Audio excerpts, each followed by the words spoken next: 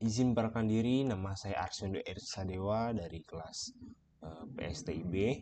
Di sini saya akan mengerjakan tugas dari struktur data, yaitu tugas UTS, untuk menjelaskan dari hasil diskusi kami yang tertuang dalam PowerPoint.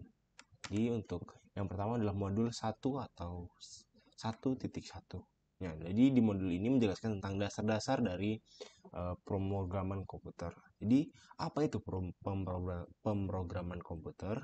Jadi program komputer adalah serangkaian instruksi yang didesain secara berurutan, sehingga intinya sebuah komputer ini bisa melaksanakan tugas-tugas atau tasks yang sesuai dengan apa yang diberikan oleh si user.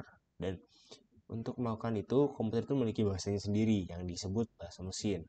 Nah, bahasa manusia atau high level language itu tidak bisa dicerna oleh perangkat perangkat mesin yang paling cerdas sekalipun. Nah, untuk dapat berkomunikasi, developer itu membutuhkan compiler dan interpreter yang bisa mengubah high level language ini menjadi bahasa mesin.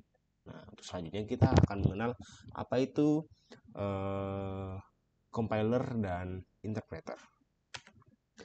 Nah, di sini terdapat compiler. Apa itu compiler? Compiler itu adalah membaca keseluruhan kode sumber dan kemudian diterjemahkan secara keseluruhan menjadi bahasa mesin, yang artinya dari high level language itu diterjemahkan menjadi bahasa mesin. Lalu terdapat juga interpreter, yaitu menerjemahkan kode sumber untuk satu statement saja dalam satu waktu. Nah, untuk compiler, kalau untuk compiler itu membutuhkan waktu yang lebih banyak untuk menganalisa kode, tetapi untuk waktu eksekusinya itu lebih cepat. Nah, namun jika interpreter itu membutuhkan waktu yang sedikit untuk menulis kodenya, tetapi untuk waktu eksekusinya itu dia lebih lambat. Untuk compiler itu menghasilkan intermediate object code yang kemudian itu dihubungkan dengan yang lainnya, sehingga bisa untuk memakan lebih banyak memori. Sedangkan untuk interpreter itu dia tidak membutuhkan intermediate object code, sehingga dia untuk interpreter ini memiliki memori yang lebih efisien. Nah, untuk secara umum, compiler ini menempelkan besar error pada keseluruhan kode program. Nah, sehingga ketika melakukan debug itu akan menjadi lebih sulit. Namun jika interpreter itu dia menerjemahkan kode program secara kontinu, sehingga untuk kode error pertama ditemukan, kemudian proses dihentikan. Oleh karena itu, lebih mudah untuk melakukan debug. Nah, di dalam pemrograman itu juga terdapat bahasa Python. Nah, Python ini sendiri adalah pemrograman tingkat tinggi yang digunakan secara luas. Dia ditafsirkan dan juga termasuk dalam object oriented programming. Dan dengan semantik dinamis itu dia tidak hanya digunakan pada dunia website saja, tetapi Python ini juga digunakan pada bidang-bidang lainnya, seperti dia digunakan untuk proses sistem scripting hingga dia digunakan untuk pembuatan suatu game.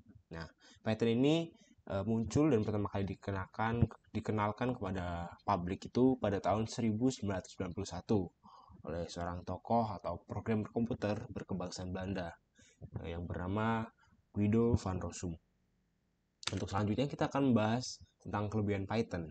Nah, Python sendiri ini memiliki library yang cukup luas dan banyak. Dan Python ini menurut kami itu lebih mudah dipelajari dan untuk diajarkan. Dan Python ini juga mudah untuk digunakan untuk tulis perangkat lunak yang baru. Nah, dan Python ini menurut kami juga mudah dipahami dan mudah diperoleh, diinstal, dan mudah digunakan. Karena Python ini bersifat gratis, hanya tinggal diinstal saja, kita tidak perlu melakukan payment. Dan Python ini terbuka dan multi platform. Namun dibalik kelebihannya ini yang cukup banyak, tapi Python ini juga memiliki beberapa kekurangannya.